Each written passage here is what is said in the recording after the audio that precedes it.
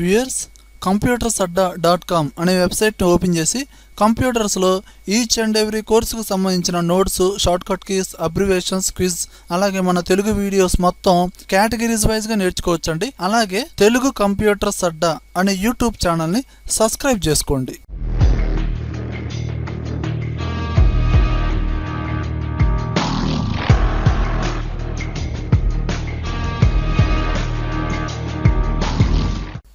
Hi viewers, ఈరోజు మనం MS వర్డ్లో insert అనే ట్యాబ్లో మనకిక్కడ బుక్ మార్క్ అనే ఆప్షన్ ఉంది కదా, దీని గురించి చెప్పుకుందామండి.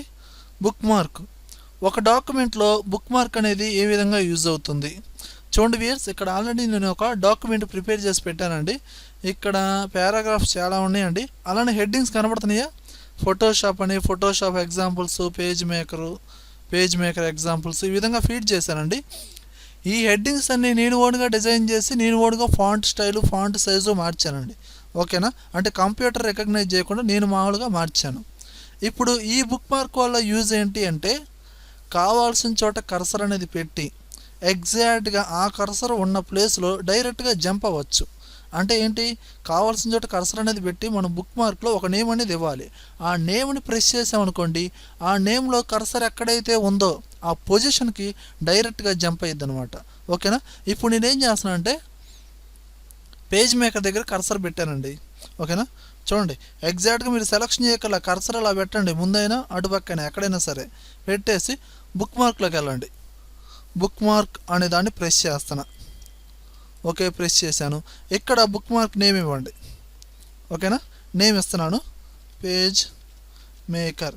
చూడండి ఇక్కడ నేమ్ ఇచ్చేటప్పుడు మీరు స్పేసెస్ ఇవ్వకూడదు, స్పేసెస్ బదులు అండర్ స్కోర్ ఇవ్వచ్చు. ఇదిగోండి ఈ విధంగా అండర్ స్కోర్ ఇవ్వచ్చు. ఓకేనా, ఇలా ఇచ్చేసి ఇక్కడ యాడ్ అనే బటన్ కనబడుతుంది కదా, దీన్ని ప్రెస్ చేయండి, యాడ్. మళ్ళీ ఇక్కడ ఫోటోషాప్ దగ్గర కర్సర్ పెట్టి బుక్ మార్క్లోకి వెళ్ళి మళ్ళీ ఇక్కడ ఫోటోషాప్, యాడ్. మళ్ళీ ఫోటోషాప్ ఎగ్జాంపుల్ దగ్గర కర్సర్ పెట్టి బుక్ మార్క్లోకి వెళ్ళి ఫోటోషాప్ అండర్ స్కోర్ ఇవ్వండి, అంటే గ్యాప్ ఉంది కదా, ఎగ్జాంపుల్స్. ఓకేనా, యాడ్.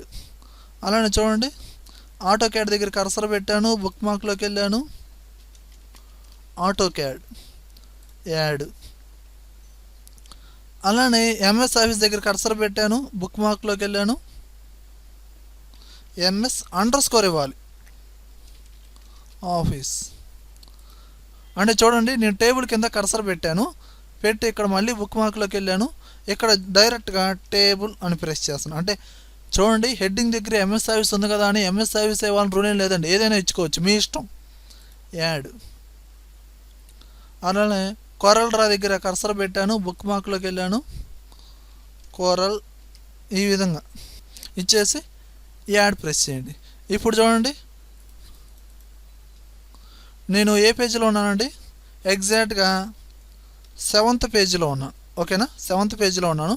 ఇప్పుడు డైరెక్ట్గా బుక్ మార్క్ అనే ఆప్షన్ని ప్రెస్ చేస్తాను. ఓకే, ప్రెస్ చేశాను. ఇక్కడ ఆల్రెడీ ఫీడ్ చేశాను కదండి.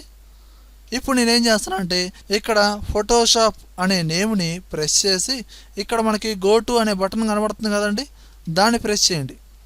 ఆటోమేటిక్గా అక్కడికి వెళ్ళిపోయింది చూడండి.